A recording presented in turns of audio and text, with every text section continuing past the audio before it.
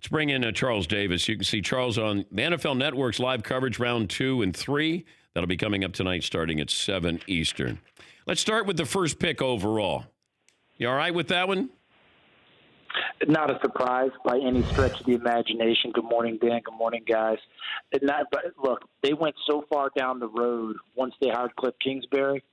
And when Cliff Kingsbury and the Cardinals brass did not have Kingsbury come in and embrace Josh Rosen and attach him at the hip right away, they could talk about, hey, we were considering this, we were considering that. That's all just smokescreen. It was Murray all the way, and they went ahead and pulled the trigger last night. Had to happen. Dangerous pick?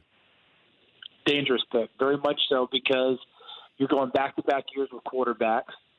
You brought in a guy last year with a rookie head coach in Steve Wilks that you were supposed to grow together. You decide Steve Wilks isn't the guy. You keep the quarterback, obviously, but you reset, and you're starting over with another quarterback. The same guy made those picks, Steve Keim. So if this one doesn't work, you and I will be making the next pick of the Arizona Cardinals. I say this every draft after every draft, certainly the first round. I don't give out grades because you're not going to know. It'd be a couple of years down the road for some of these guys. But I do look at strategy, the draft strategy with some of these teams. The draft strategy for what team stood out the most, either good or bad for you?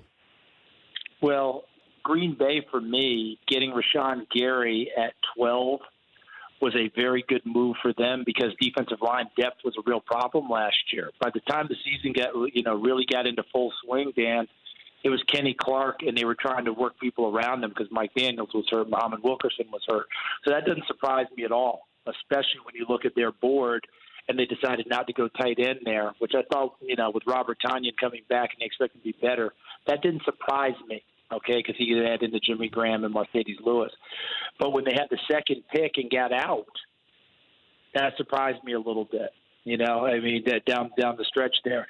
So we'll see what goes on with them because Aaron Rodgers, we can talk about all we want, winning championships. I thought they'd give him a little bit more help because Darnell Savage, absolutely love him as a player. Thought he would go in the second round, but I did hear a lot of conversation leading up to it that people liked him a lot more, and I think he's a terrific player. But I thought Aaron Rodgers would get some help in this first round.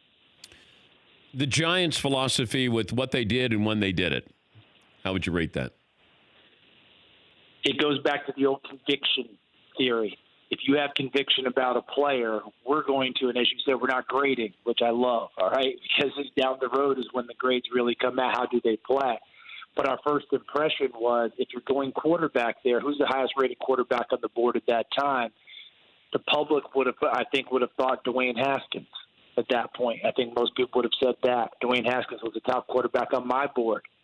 I had a second-round grade on Daniel Jones. But that doesn't mean anything to the Giants. They think that he's their guy. And we talked about all the way up to the draft, Dan.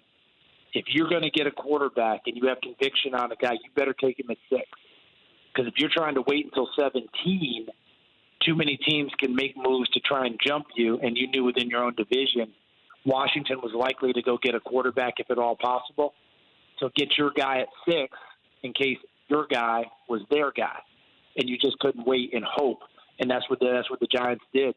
So I feel bad for Daniel Jones. His welcome to New York City is not exactly like it's not exactly like when Joe Namath got signed by the Jets and Broadway Joe, and people were excited. Heck, people were excited about Mark Sanchez. Remember Sanchez when he came in? His reception will be a little bit different, but he has a great personality in order to handle it, and he doesn't have to face the fire right away because Eli will be the starter, at least at the beginning of the season. Who's the player you loved in the first round last night? Absolutely loved? Yeah. Well, for me, it's T.J. Hawkinson from Detroit going there and not shying away from the Eric Ebron thing and taking the guy they really like. But it's interesting to me about Hawkinson is I like Noah Fant as a downfield threat a little bit better, but Hawkinson is your best combo guy at tight end.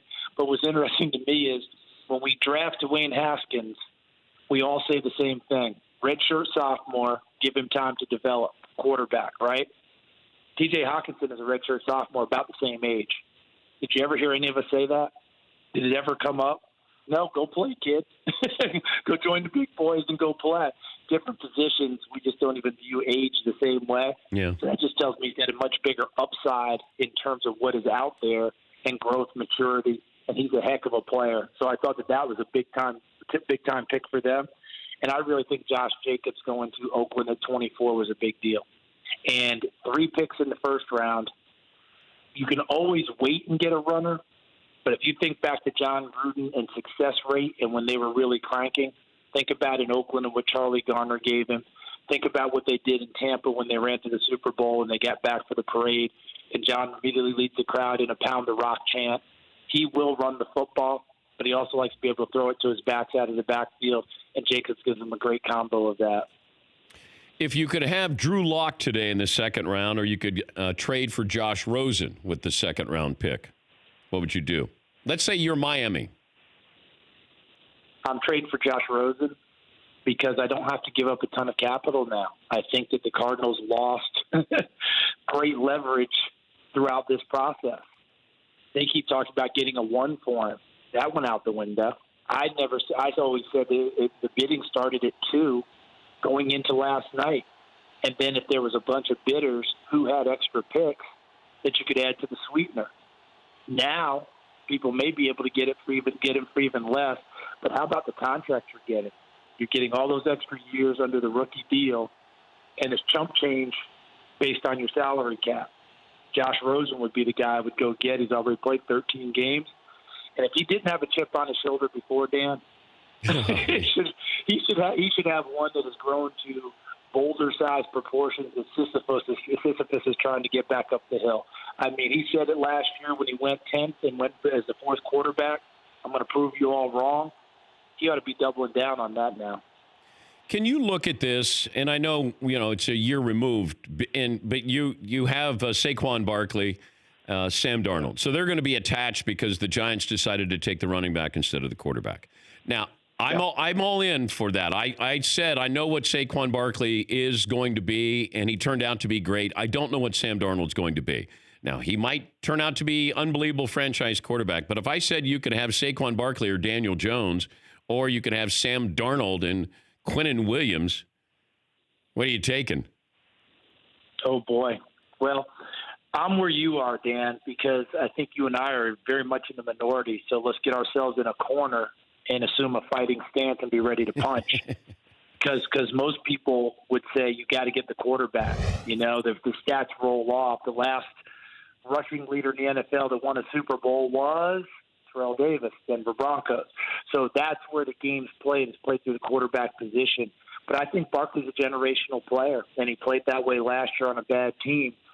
Daniel Jones is going to have to prove that pick right, is what it comes down to for him. I think most people would take Darnold and Quinnen Williams because of the way the game's played now. I'm in the minority. I thought the Barkley pick was still an excellent pick because they didn't have that conviction of what quarterback they wanted. Now Daniel Jones has to prove them right, and then that's where it gets difficult. Good stuff, Charles. Great stuff last night, and have fun tonight. Thanks a lot, Dan. Take care, guys. That's Charles Davis, NFL Network analyst. Their coverage of rounds 2 and 3 tonight at 7 Eastern. For more Dan Patrick Show, tune into Audience Channel 239 on DirecTV. Stream for free on BR Live or download the Dan Patrick Show app.